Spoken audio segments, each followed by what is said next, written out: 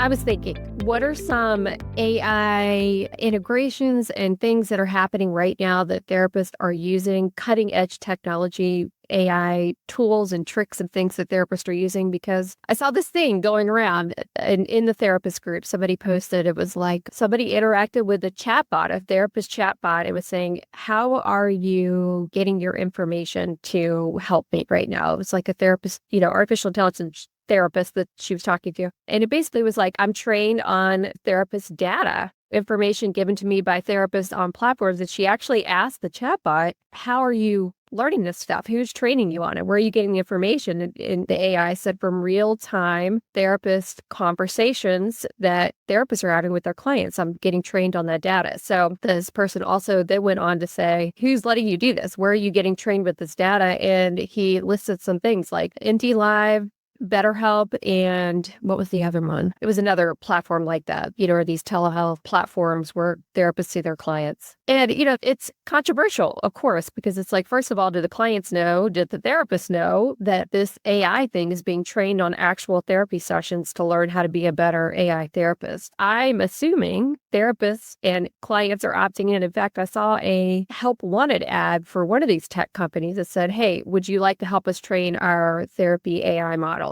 And then somebody else in the comments said, oh yeah, they probably buried this consent way down in 100 pages of information. And the therapist and the client probably doesn't even know they're training these AI models, which might be true. I have no idea. All of that to say, it's a little frightening, right? These things are learning. It's called autogenic AI. And I think this is going to be the future of AI. I've talked about this a couple times. Autogenic meaning like they teach themselves. They're becoming so smart that they learn from information, but then it's like they can identify now that I don't have, enough information about this topic. So what I'm going to do is take it upon myself to go read a bunch of stuff off the internet about Freud, so I understand psychoanalysis better or something like that. Like these things are now able to go and train themselves to become more efficient at whatever they're trying to do, whatever the task is. And I'm sure that goes for these AI bots too. People say, well, stop using AI then. We can't train these models to take our jobs. It might happen, you guys. Like this is for real. Like this isn't stopping. So the only thing I can think to do is just get more proficient with it and figure out how we can become experts with this stuff to interact with our clients that are using this stuff. Or who knows, down the road, we might have to be consultants for these tools, these bots. I don't know where this is going, but that thing floating around really got me thinking about this. And then I was like, well, what are some of the advancements right now that are happening? So I did go and look up some different things that are happening. There's some different things I just wanted to tell you about that are interesting. The first thing I came up with is this thing XR Health, which offers AI-powered extended reality solutions designed to optimize therapeutic workflows.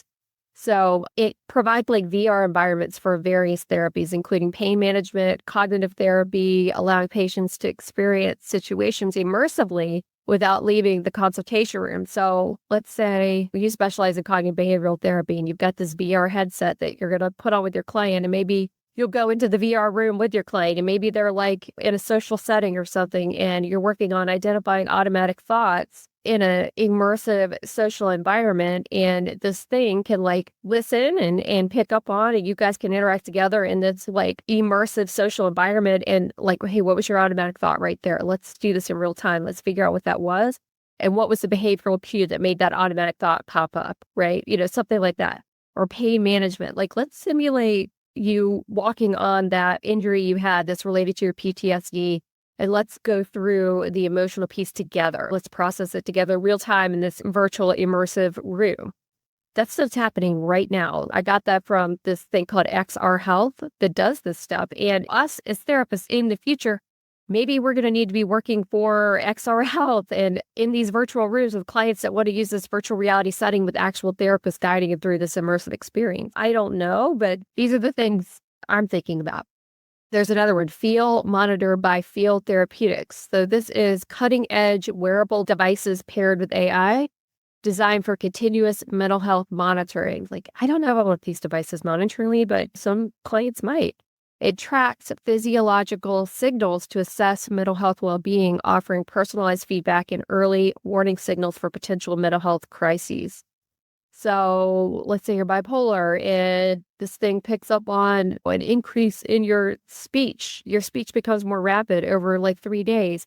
this wearable can detect that. I just had a session with a client who's living with a bipolar family member, and she's like, she is going off. She's destroying the house. She's doing this and that. Who knows? Are these wearables valuable? Could it have said, hey, I noticed your speech is increasing a little bit. I think you need to remember to take your medicine. Maybe you haven't taken it, like that kind of stuff. And that is Field Therapeutics is the name of that product. Another one, Leaf Therapeutics, provides a wearable device that monitors heart rate variability to support mental health. So offers real-time biofeedback. If there's any biofeedback therapists listening to this, real-time biofeedback and personalized coaching to help users manage stress and anxiety, supported by clinical psychologists and therapists. So we might need to be thinking about consulting for these companies, or like, how can we interact with these companies and support clients that are wearing these wearables? Should we do like a 30-minute session to download the data from these wearables and help process and explore like what happened in the moment when that stuff happened according to the wearable? These are the things I think we need to be thinking about in the future and how to expand into this. There's another thing, Cedars-Sinai XAIA program. And this comes from the Cedars-Sinai newsroom. The Extended Reality Artificial Intelligent Ally is a program developed by Cedars-Sinai that uses immersive virtual reality and generative AI for mental health support. So it provides users with immersive therapy sessions led by a trained digital avatar. Interesting. Offering mental health support in a virtual environment. So it's like, I'm meeting you in the virtual room and we're going to have a therapy session, but this is a virtual digital therapist avatar. It's not even a therapist. I don't know where this is all going to lead, but I want to talk about this so we are aware that this is how our field is evolving with AI. And we've got to think of innovative ways to get connected with this stuff because it's taking over. Everybody hates when I say this, these corporate entities, these Silicon Valley venture capitalist-backed companies that are going to make a lot of money, and we've got to figure out how to be involved in this, in my opinion. And not every client's going to want to do this stuff, but I feel like as people start to age, our kids are being born in the AI world right now, right? They're aging, and eventually, if we're going to be working with people that are immersing themselves in these tools in an everyday environment, we need to understand how to be incorporated into that world, or we're going to become obsolete.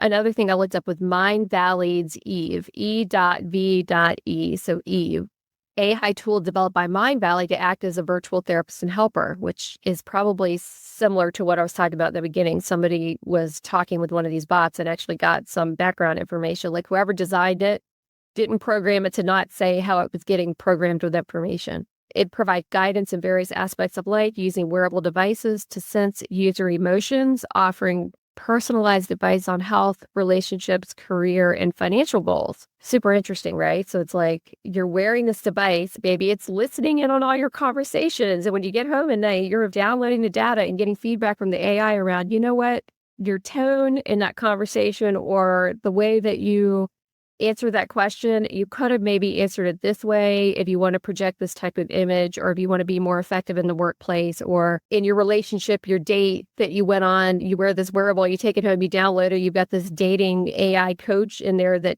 takes the information to pick up on your heart rate speed, or if you flushed, or if you got sweaty, or if you were flustered during a part of the conversation. It can give you real-time feedback about this. And that's also information for therapy sessions. It's like, oh, well, what did the wearable say about your gait? Let's review the wearable's data and information and feedback it gave you and see how we can figure out how to incorporate that into your life, that kind of thing. So super interesting innovations here. Scary on one hand. On the other hand, this to me feels like where this is all going. This is the future for all of us. So let me know what you guys think about this. I'd love to hear your thoughts. Is it terrifying? Is it exciting? There's no way to stop this train, in my opinion. So we got to figure out how to get involved with it or incorporate ourselves into this landscape or become consultants or partners with these platforms or contributors or like, hey, can I do some part-time work with your platform, with your VR people that are having anxiety in these virtual rooms? Could I be one of your virtual therapists that comes in and works with them? I don't know. It's a personal decision. It's just really interesting topic to me. I'd love to hear your thoughts and your feedback. Let me know what you think.